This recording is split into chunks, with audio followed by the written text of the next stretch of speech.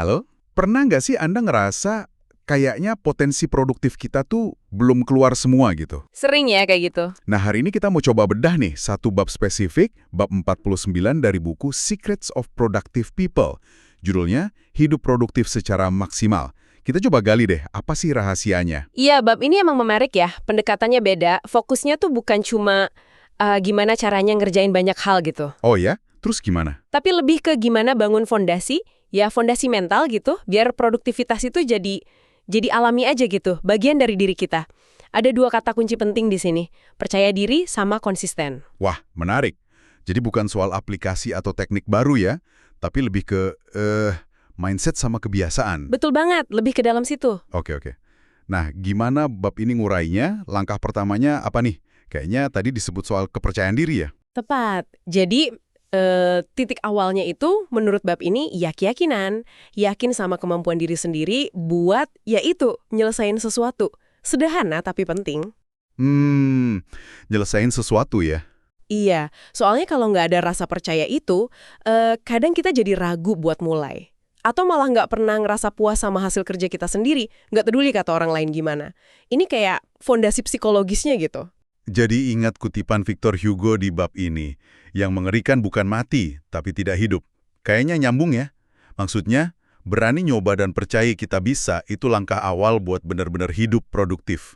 Persis, keyakinan itu yang dorong kita buat, ya bergerak. Nah, abis yakin nih, langkah praktisnya apa? Bab ini lanjut ngebahas soal melatih diri. Melatih diri, maksudnya gimana tuh? Bukan latihan fisik ya, tapi lebih ke melatih kebiasaan produktif. Dan salah satu cara utamanya lewat sistem manajemen waktu yang solid, yang benar-benar dijalanin. Oh, sistem manajemen waktu. Itu kan sering dianggap kaku ya, tapi di sini dibilangnya sebagai latihan dasar. Kok bisa bantu kita hidup maksimal? Nah gini, anggap aja sistem manajemen waktu ini kayak proses level rendah. Proses level rendah? Apa tuh?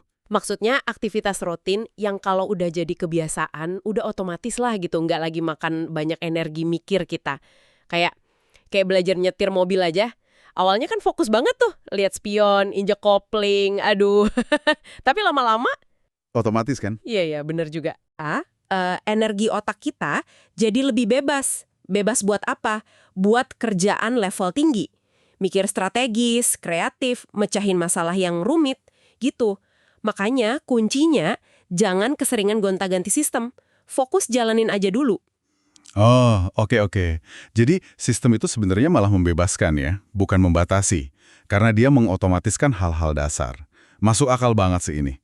Terus abis itu apa lagi? Elemen berikutnya apa yang ditekankan bab ini? Elemen ketiga, dan ini penting banget, kegigihan. Persistensi lah istilahnya. Kegigihan ya? Iya, bab ini ngingetin kalau kita sering ganti-ganti cara atau gagal bangun rutinitas dasar yang tadi atau ya gampang nyerah lah, itu penghambat paling gede buat potensi produktif kita keluar.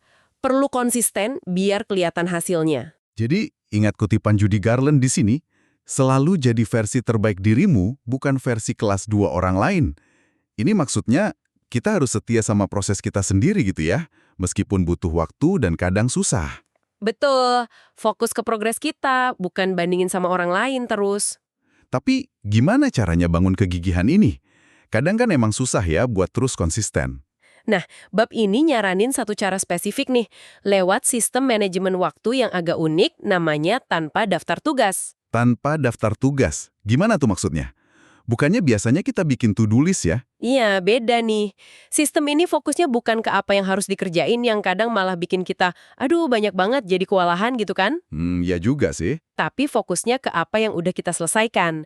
Jadi, tiap ada tugas kelar, sekecil apapun, itu dicatat. Oh, dicatat yang udah selesai. Ya, jadi kita lihat bukti nyata progres kita. Kemenangan-kemenangan kecil gitu. Nah, ini katanya bisa bangun momentum positif. Rasa, wah ternyata gue bisa.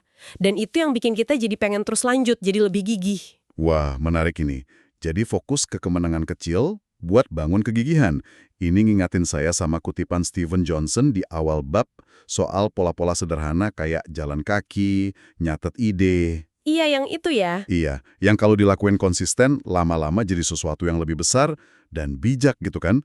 Semuanya butuh kegigihan itu tadi ya berarti? Betul sekali. Pola-pola kecil yang konsisten itu yang ngebentuk kebiasaan produktif yang kuat. Ya, nggak ada jalan pintas sih emang.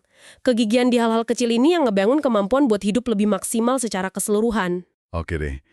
Jadi kalau coba kita rangkum ya, intisari dari bab 49 ini, ternyata hidup produktif maksimal itu sebuah siklus ya. Mulai dari bangun percaya diri, buat bertindak, Iya, itu awalnya. terus latih diri pakai sistem dasar yang solid biar rutinitasnya jalan otomatis, Biar nggak makan energi mikir terus. dan yang paling penting, jalanin itu semua dengan gigih, konsisten. Nah, siklus ini yang katanya bisa bawa kita ke potensi terbaik kita. Gitu ya? Tepat sekali. Udah pas banget rangkumannya. Sip. Dan mungkin sebagai penutup ya, ada satu pertanyaan buat Anda renungkan nih. Mengingat pentingnya kegigihan tadi, satu tindakan kecil aja yang konsisten, sekecil apapun itu, yang bisa Anda mulai hari ini juga sebagai langkah pertama menuju versi hidup maksimal Anda sendiri. Apa ya kira-kira?